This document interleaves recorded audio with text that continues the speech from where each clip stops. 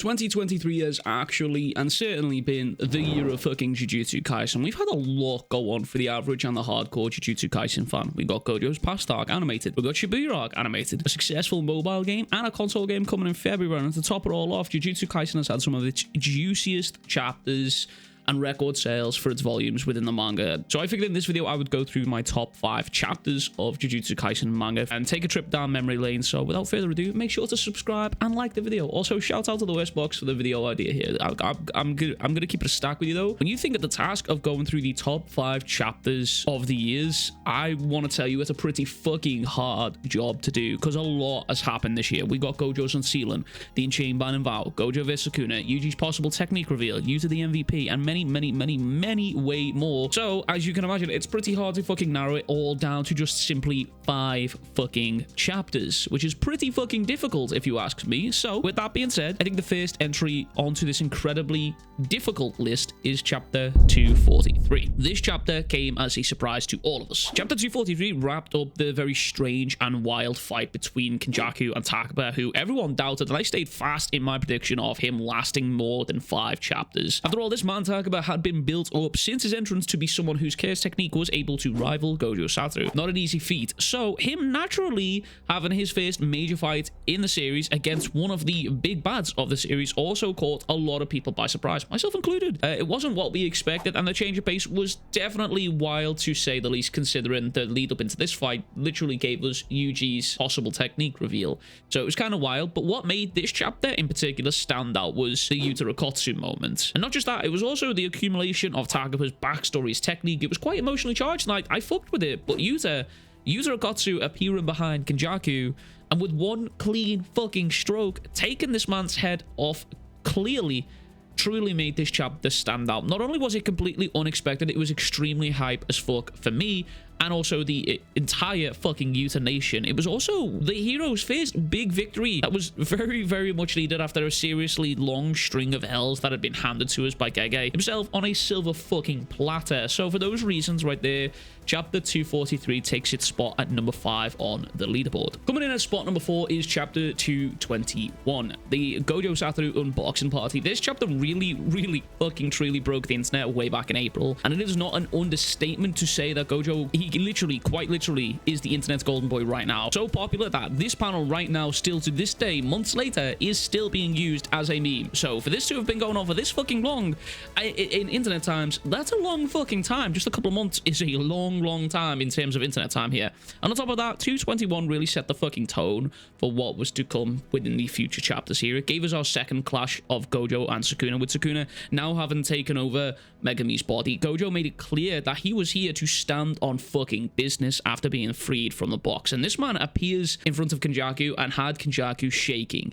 Brother had him sweating and was shaking and praying for Sukuna to arrive and help him. So truly a generational chapter as far as I'm concerned. Man, compiling this list, it's been hard as fuck, I will say. Let me tell you, but coming into number 3 here, we have chapter 226. Another Gojo-centric chapter here, but this one for me firmly sits within my brain, within the Gojo and Sukuna fight, because Lord fucking knows that fight gave us an incredible amount of panels. It gave us an incredible amount of moments, and the reason this chapter sits atop at number 3 here is purely for the badassery it brought. For the first time ever, we saw the results of a domain clash from Gojo and Sukuna, and the outcome of that clash and what it leads to, with Sukuna absolutely fucking obliterating Gojo inside of the domain with slashes, and Gojo simply healing through them all. While this is happening, the pair of them have a fucking smile and are laughing about it on their face. It's a hard detail to notice, but you notice that Sukuna's actually laughing on top of his domain, and Gojo is smiling like a fucking psychopath here. To finish out this chapter, we got Gojo giving Sukuna the runaround and showing multiple instances of simple domain and a high battle IQ to lure Sukuna into a false sense of security, leading to Gojo landing his red attack and leaving the fandom in absolute fucking shambles.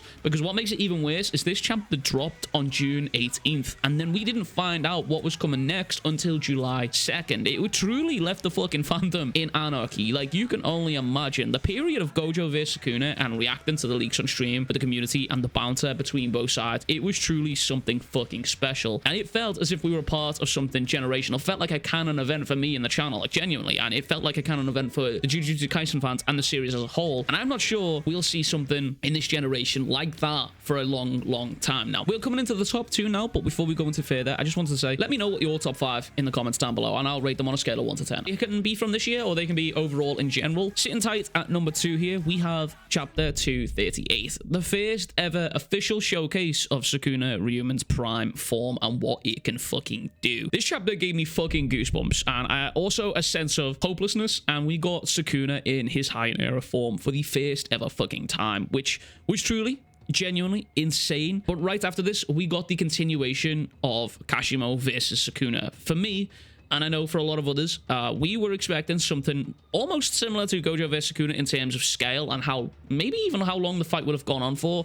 Two Goliaths of their times clashing. I mean, Kashimo was hailed as the strongest of his time. Same as Gojo, same as Sukuna, you know what I mean? We were expecting something insane, only for Sukuna in this new form to simply dog walk Kashimo with fucking ease, literally walking this man down and being described as the embodiment of fucking perfection. Kashimo nearly pissed his pants at the sight of High-Era form Sukuna, and it sent a sense of hopelessness down my spine, knowing that this is what we have to deal with going forward, and it was genuinely terrifying. And to add on to all of this, this chapter provided the first and detailed look into Sukuna's ideology and his outlook at life. It started to unravel the mysterious fucking person that was Sukuna Ryomen after over 200 chapters. Finally, a piece of the puzzle fell into our laps and started to connect the dots for us here.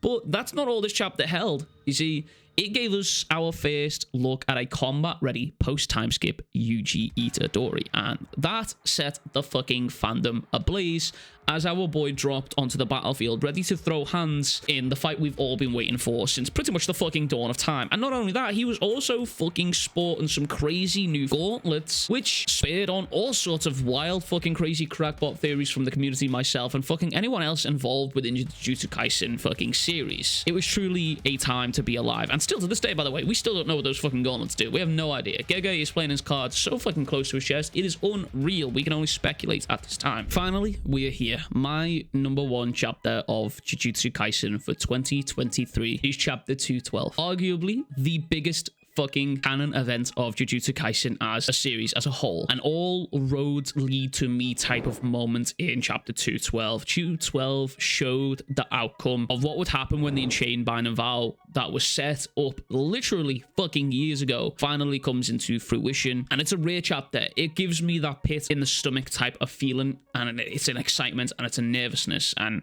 212 delivered that and more. Sukuna activating the Enchained Binding Vow and the look of terror on Yuji's face as he realized what has happened, and also Megami's face as he is used as to what the fuck is going on. It is something we probably won't see again, arguably, for me, for a very long time. And for me, it is also one of the greatest shonen twists in a manga series that I've seen for a very fucking long time. I mean, I don't even know if I can consider it a twist, but it just came out of left field. Everyone, it had been that fucking long that everyone had forgot about this seemingly innocuous conversation. It had been that fucking long that when it finally appeared, everyone was like, holy fucking shit, that's a thing. That is something that we still forgot about and we had to be worried about. And this chapter, it really hit home just how fucking ruthless Sukuna is and what he's willing to do to come out on top. With him taking over Yuji's body, incapacitating everyone around him, and then force-feeding Megami a finger from Yuji's body that he just poured all of his soul into was something not many, if anyone, saw coming at all. A truly generational chapter. And one of my only regrets about this chapter is that I wasn't streaming the chapters at this time to experience it with the community, because I can't imagine what it would have been like to have been sat there with the community and reading that page by page as it come out, because holy fuck, chapter 212 genuinely changed the entire landscape of Jujutsu Kaisen, and it shifted the goalposts from unsealing Gojo and winning